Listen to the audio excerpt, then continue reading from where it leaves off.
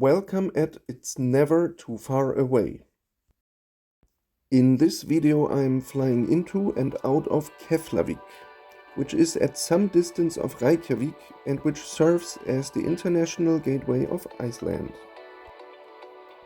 I flew in on Icelandair from London, which is an international arrival here. The aircraft was parked at a remote stand and a short bus ride allowed an initial view at the terminal from the outside.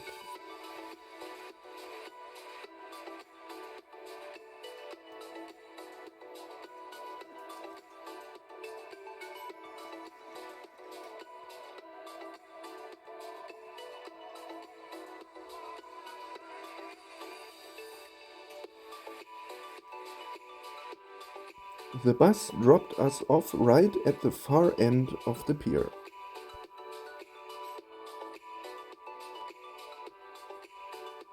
After going down some stairs, the passengers were separated by connecting to the USA or to elsewhere and arrivals. In 2022, when I visited, Icelandair and Play were two airlines offering connections between Europe and North America through Iceland. My connection on this day was local and therefore departing from Reykjavik's small domestic airfield, so here at Keflavik I headed to the exit.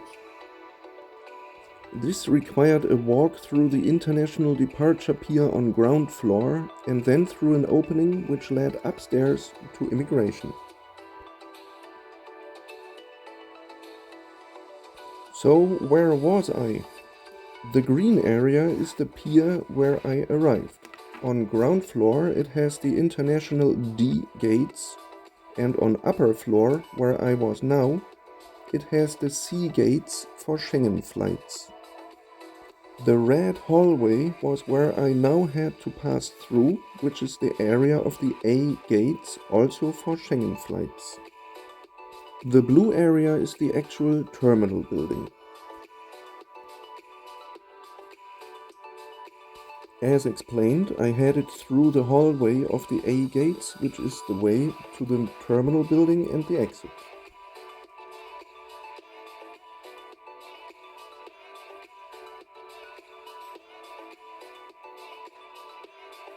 This long, narrow passage actually has nothing besides gates without any seating, but only narrow lines for boarding, as you can see here on the left and on the right.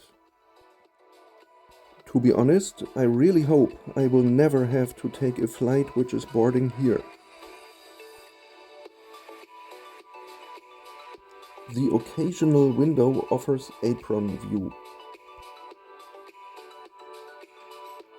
Once the terminal building is reached, a sign on the left points to the exit to Iceland.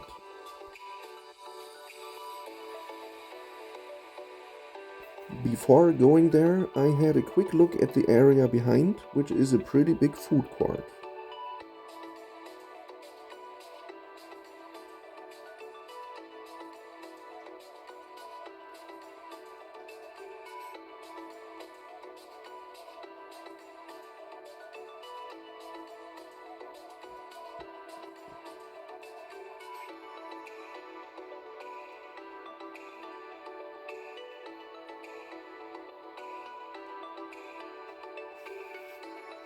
I then headed down to arrivals.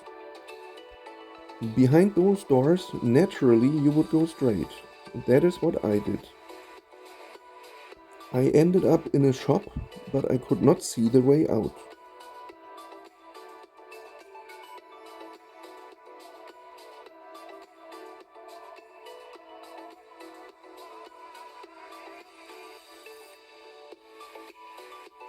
I went back to those doors and realized the way out required a sharp, immediate right turn, which I guess was meant to be missed.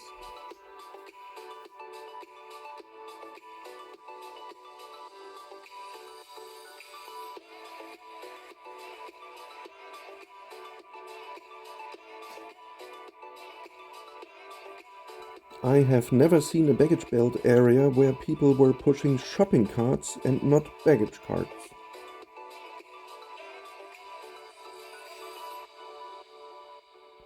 After this came the exit from the passenger area.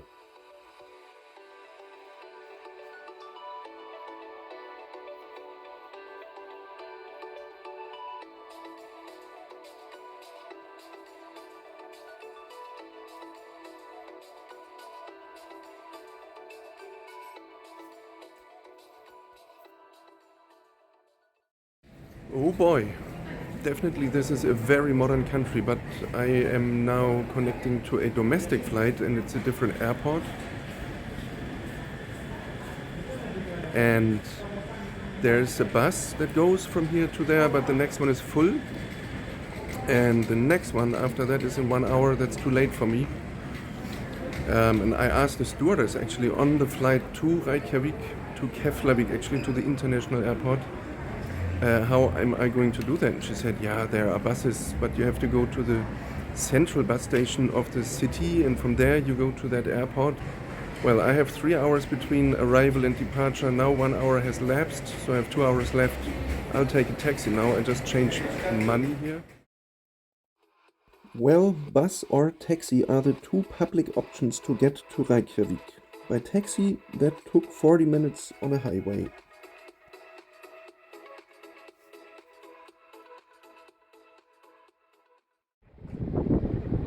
Alright, I just returned my car and it's a little bit away from the terminal, just 100 or 200 meters, and it's only rainy, a little bit, luckily, but there's no sign where to walk, so I'll try my luck just walking this road. I guess I'll make it, won't be such a problem, but there should be signs how to get. It's weird.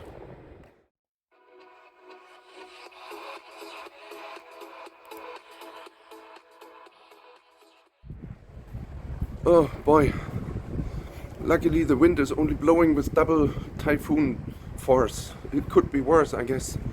I'm very close to the terminal now.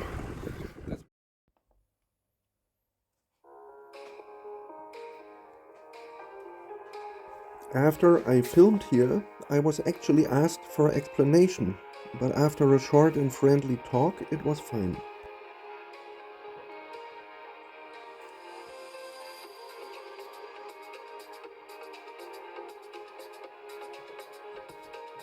This way upstairs led to security check.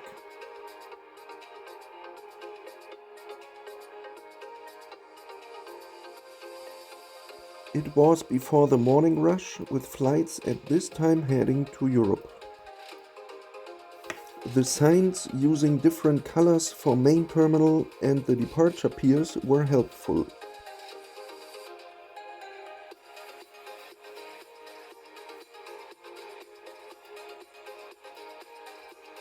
As is becoming more and more common, behind security check the only way to departure led through extensive shopping space.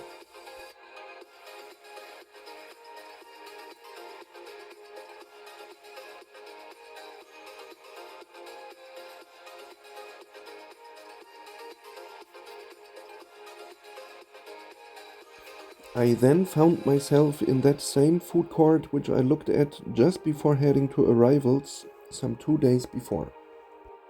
Besides a number of restaurants, also some more shops can be found here.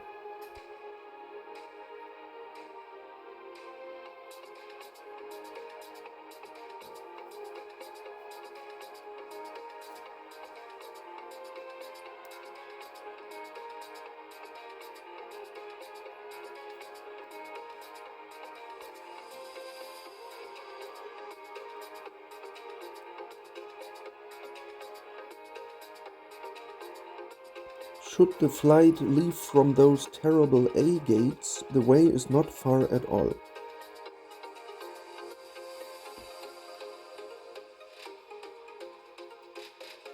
Walking through all the way leads to passport control or the sea gates further on.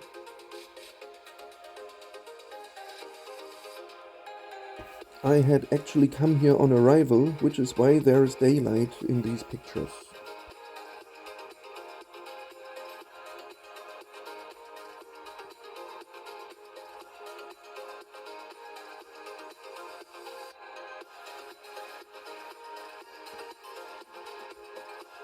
My flight was to London, so I headed through passport control and then downstairs to ground floor. To reach the international D gates, it was required to pass through more shops.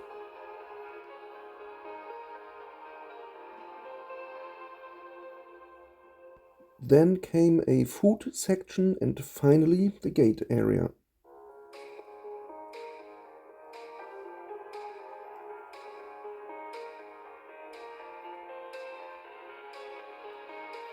The gates were not accessible before boarding, so there were only seats in the middle here, or at some parts also by the window towards the apron. Those were equipped with power outlets.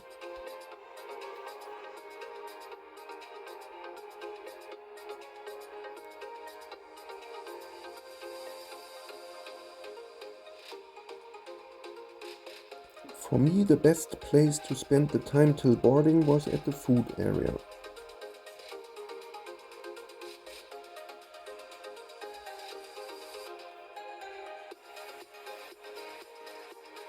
There was also this area with more gates, but nothing was going on there at the time. Finally, as we all need them, the restrooms are super nice, in good shape, spacious, and they offer enough capacity. Also, it has to be noted that free Wi-Fi connectivity throughout the airport was excellent.